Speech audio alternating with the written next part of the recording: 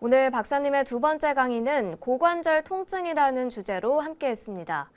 박사님, 고관절 통증이라는 게 상당히 만만치 않은 증상으로 보이는데요. 그렇습니다. 관련 사례가 있다면 소개해 주시죠. 네, 고관절 통증 때문에 고통받고 있다는 57세 남성이 내원하였는데 감이 육미환이라는 간장과 콩팥 기운을 돋구는 한약을 투여 후에 좋아져서 환자가 매우 만족한 경우가 있었습니다.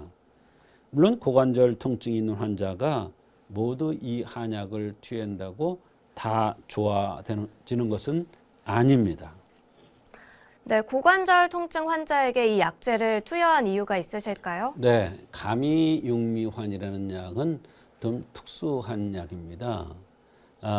첫 번째, 이 약을 투여한 이유가 있습니다.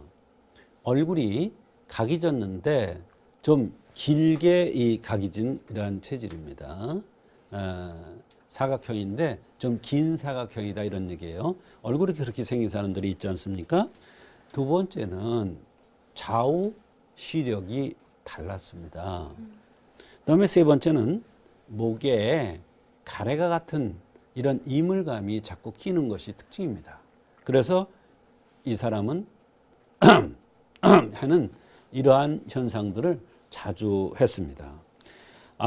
그 다음에 목소리가 잘 잠기는 이러한 현상도 있었습니다. 이와 같이 여러 가지 관점이 있었고 흠이 있었는데 이러한 흠을 보완해주는 한약이 감이육미환입니다.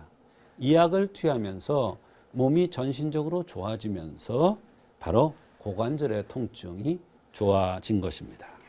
네, 이 환자 생긴 모습도 궁금하네요. 네, 근골형이고 간신이 빠진 체질입니다. 근육과 뼈가 위주로 생겼고 간신이 빠진 형입니다. 하관이 이렇게 쭉 빠졌고 여기에 볼 들어갔다는 뜻이에요. 평소에 잘 아프지 않아 이런 사람들은. 그런데 한번 아프면 아주 심하게 뼈골까지 아파지는 체질입니다. 말하자면 깊은 병이 생기는 체질이죠.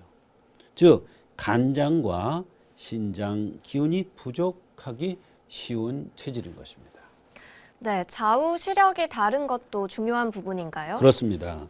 눈은 일신의 주인이고 눈은 정기의 매몰이라고 했습니다. 눈의 상태는 병의 원인을 찾아내는 중요한 포인트가 되는데 좌우 시력이 다른 것은 바로 인신의 근본인 간과 콩팥이 허약한 체질이라는 것을 얘기해주고 있는 것입니다. 네, 목에 뭔가 걸린 것 같은 이물감과 고관절 통증 어떤 관계가 있나요? 네, 목에 이물감이 생긴다는 것은 특히 남성이 목에 이물감이 생긴다는 것은 진액이 제자리로 돌아가지 못한다는 뜻입니다. 말하자면 간장과 콩팥에서 진액을 끌어내려 줘야 되는데 간장과 콩팥이 제 역할을 해서 끌어내려 줘야 되는데 끌어내려 주지 못하니까 목에 이물감이 끼고 가래가 끼는 겁니다. 그 진액이 고관절로 가야 바로 고관절 통증을 해결해 주는데 거기에 도움이 되는 약이 바로 감이육미환인 것입니다. 네, 이 환자의 다른 증상들도 궁금합니다. 속이 더부룩하다고 그랬어요. 우리가 일반적으로 속이 더부룩하면 소화제 생각하지 않습니까? 그런데 속이 더부룩한 게 간하고 콩팥 기운이 약해도 속이 더부룩합니다.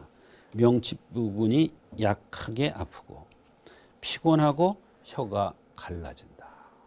또 목에 낀 듯이 자꾸 소리가 갈라져 나고 소리를 낸다. 목에 이물감이 생기는 거죠. 고관절 통증이 2년 전서부터 생겼는데 원인이 나오지 않는다. 주로 새벽에 누워서 있을 때 불편한데 검사를 해봐도 아무런 이유가 나오지를 않는데 본인은 고관절이 아파서 양반다리도 못한다고 했습니다. 좌우 시력이 다르다. 눈이 피곤하다. 아침에 일어나면 눈곱이 낀다. 좌측 무릎이 안 좋다. 목소리가 잘 잠기는 편이다.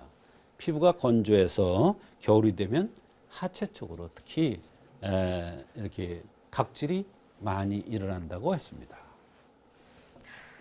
네, 정말 증상이 여러 가지인데요. 박사님께서 어떻게 치료를 해주셨습니까? 네, 생긴 모습이 갸름한 각이 진 얼굴이면서 범령이 쏙 들어간 체질입니다.